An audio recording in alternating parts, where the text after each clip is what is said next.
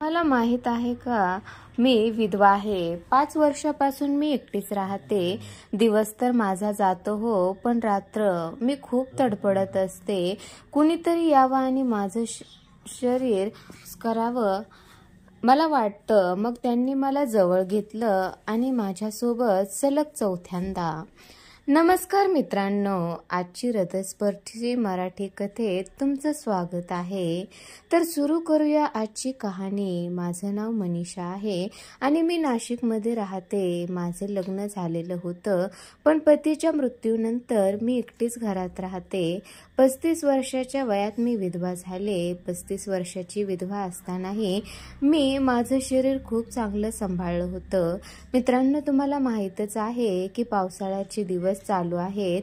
एक दिवस सकाळी उठून मी स्वयंपाकघरात चहा बनवत होते की हलक्या पावसाने सुरुवात केली. मी चहा बरोबर गरमागरम भजीही तळल्या. त्यानंतर टॉवेल घेतली आणि आंघोळ केल्यानंतर घालण्यासाठीचे कपडे बाथरूममध्ये ठेवले. चहा बनवल्यावर मी खिडकी बंद केली आणि टेलिव्हिजनला आवाज जास्त करून घेतला. त्यावरती मस्त रोमॅन्टिक गाणी लावली. त्या गाण्याच्या तालावर मी नाचायला लागले आणि स्वतःला भिंतीवर असलेल्या मोठ्या आरशात पाहत मकडत राहिले. मी काळ्या रंगाची नाईटी घातली होती. मजेत नाचत असताना दरवाजाच्या बेलचा आवाज आला. मी टीव्हीचा आवाज कमी केला आणि एक दुपट्टा डोक्यावर ठेवला. मी दरवाजा उघडला तर बाहेर कुरिअरवाला उभा होता. 22 वर्षाचा तरुण मुलगा होता. तो म्हणाला, मनीषा या नावाने कुरिअर आला आहे. मला लक्षात आलं की मी ऑनलाईन शॉपिंग साईटवरून माझ्यासाठी एक सूट बुक केला होता. मी म्हटलं, माझंच नाव मनीषा आहे. तर मुलाने हस्ताक्षर करण्यासाठी मला पेन दिला. पेन देताना त्याच्या हाताने माझ्या अंगठाचा स्पर्श केला. मला करंट लागल्यासारखं झालं. मी एक नजर त्याच्याकडे पाहिलं आणि हस्ताक्षर केलं. मी 500 रुपये दिले तर मुलाने 200 रुपये परत केले आणि सांगितले, 200 रुपये डिस्काउंट चालू आहे. मी त्या मुलाकडे काळजीपूर्वक पाहिलं आणि त्याने प्रामाणिकपणे सांगितलं म्हणून 100 रुपये परत केले. त्याला म्हणाले, माझ्याकडून तुला टीप. तू खूपच इमानदार निघालास. थोड्या वेळाने त्याने सांगितलं की थोडं पाणी मिळेल का. मी पूर्ण दरवाजा उघडला आणि म्हटलं, तुम्ही तर बऱ्यापैकी भिजलात. आज चला. मी माझा सूट कपाटात ठेवला आणि स्वयंपाकघरात पाणी घेण्यासाठी गेले. मी माझा दुपट्टा काढला आणि माझी छाती मोठी दिसत होती. माझा गळा गोरापान दिसत होता. काही वेळाने मी त्याला पाणी दिलं. मला तो मुलगा खूप चांगला वाटला म्हणून मी त्याला पाण्यासोबत काही खाण्यासाठी विचारलं. कारण बाहेर पाऊस सुरू होता. म्हटलं, मी चहा करू का तुमच्यासाठी.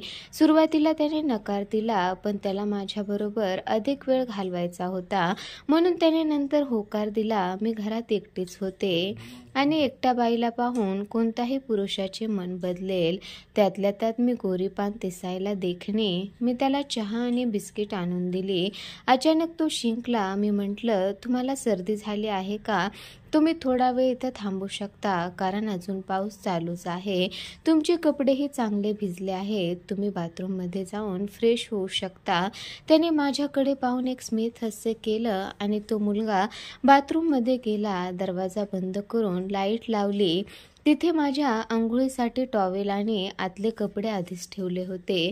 ठाण्याचे माझे कपडे पाहिले आणि त्याच्या मनात लड्डू फुटले.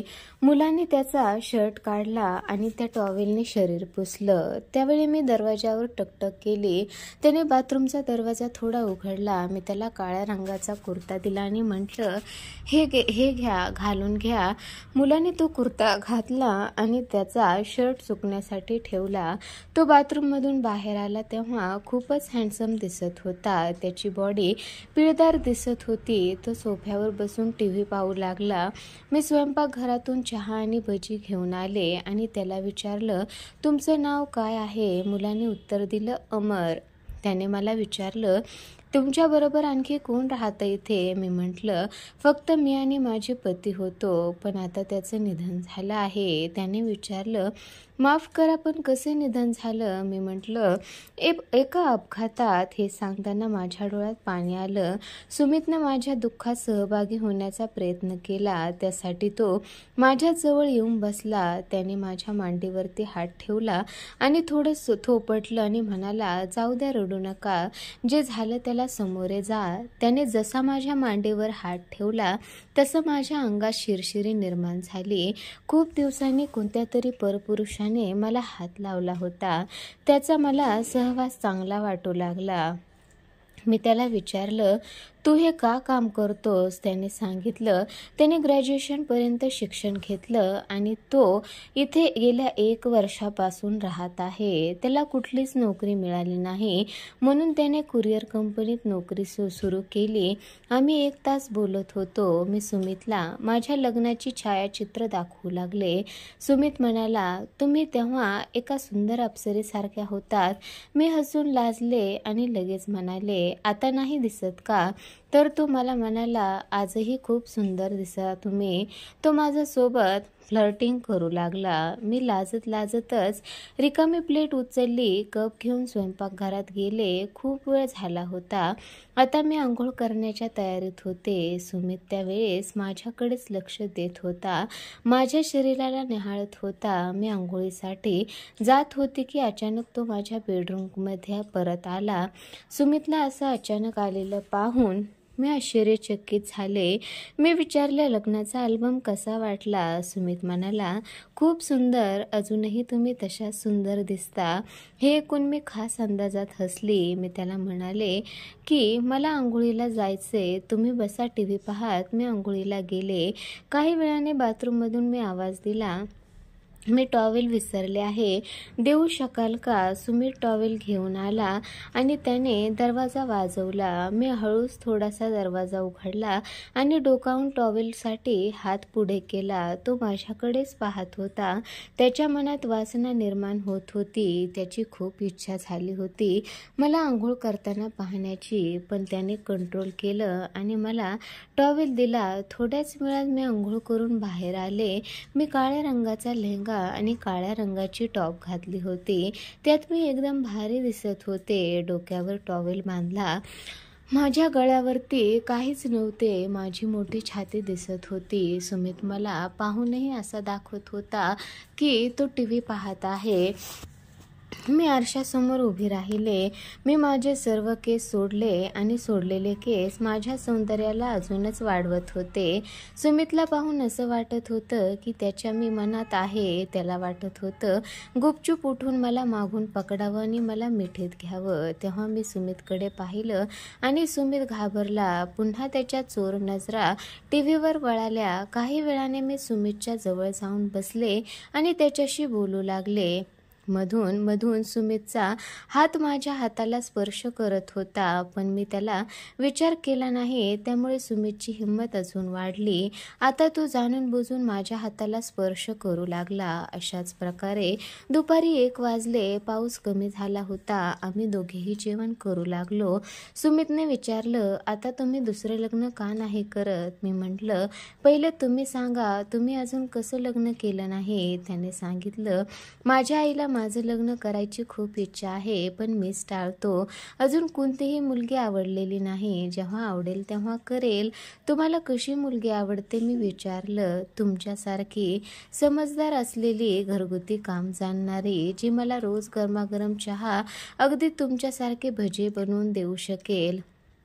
सुमितच्या भावनांचा आदर करून मी म्हटलं, मी तर तुमच्यापेक्षा 10 वर्ष मोठी आहे, विधवा आहे. सुमित म्हणाला, तर काय झाले? मी म्हटलं, तुमच्या आई वडिलांना मान्य होईल का? त्याने उत्तर दिलं, अरे लग्न मला करायचं आहे की आई वडिलांना? तुम्ही ती म्हण ऐकली आहे की नाही? मिया बीबी राजी तो क्या करेगा काजी. तसे आम्ही दोघेही हसायला लागलो. संध्याकाळी 4 वाजले होते. त्यावेळी सुमितला फोन आला. त्याच्या आईने फोन केला.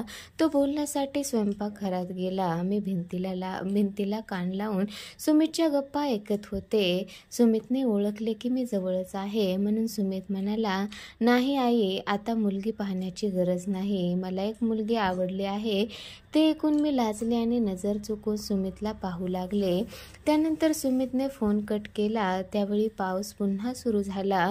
मी सुमितला थांबवलं आणि म्हटलं, वाईट मानू नको, पण आज इथेच थांब. सुमितलाही माझ्याबरोबर संपूर्ण रात्र थांबायची होते. मी म्हटलं, मी स्वयंपाकघरात झोपेल, तुम्ही इथे बेडरूममध्ये झोपा. त्याने उत्तर दिलं, नाही, मी स्वयंपाकघरात झोपेल, तुम्ही बेडरूममध्ये झोपा, कारण हे घर तुमचं आहे. माझ्या तोंडून निघून गेलं, लग्नानंतर तर हे घर तुमचंही होईल. हे ऐकून सुमित खुश झाला. त्यानंतर मी बेडरूममध्ये झोपले आणि सुमित बाहेर गेला. स्वयंपाकघरात झोपण्यासाठी आम्हाला दोघांनाही झोप येत नव्हती. एकदा मी पाहिलं की सुमित बेडरूममध्ये मला पाहण्यासाठी आला आहे, पण तो मला पाहिल्यावर पुन्हा परत गेला, कारण त्याला भीती होती की आता त्याने माझ्यासोबत काही केलं तर मी त्याला नकार देईल. त्यानंतर मीही न थांबता त्याच्या मागे गेले. स्वयंपाकघरात गेल्यावर मी त्याला थेट सांगितलं, मला तुझ्यासोबत आत्ता ते करायचं आहे, कारण मला बरेच वर्षे झाले आहेत आणि मी विधवा झाल्यावर आतापर्यंत कोणासोबतही तसं केलं नाही. माझ्या अंगात आज खूप आहे. तुम्ही सांगा, मी नवऱ्याशिवाय कसं राहत असेल. दिवस तर निघून जातो हो, पण रात्रीला मी तडफडत असते. तुमची इच्छा असेल तर, असं म्हणून मी तिथून निघू लागले. त्याने मला मागूनच पकडलं आणि मला म्हणाला, तू माझी होणारी बायको आहे आणि तुला खुश ठेवणं माझं कर्तव्य आहे. काळजी करू नको, बेडरूममध्ये चल. त्यानंतर तुम्ही समजून गेलाच असाल की आम्हा दोघांमध्ये काय काय झालं असेल. त्या रात्री बाहेर धो पाऊस पडत होता आणि आम्ही दोघे घरात शांत होतो. मी खूप दिवसाने खुश झालो होतो. त्यानंतर 1 ते 2 महिन्यातच आम्ही लग्न केलं आणि आता आम्ही रोज रात्री ते सगळं करतो ज्यासाठी मी रोज तडफडत होते. आता माझा हक्काचा माणूस आहे, जो मला रोज संध्याकाळी खुश करत असतो. मी पूर्णपणे स्वतःला सुमितला अर्पण केलं आहे. तर मित्रांनो, तुम्हाला ही कथा कशी वाटली नक्की कमेंट करून सांगा आणि अशाच कथा ऐकण्यासाठी आपल्या चॅनलला नक्की सबस्क्राईब करा.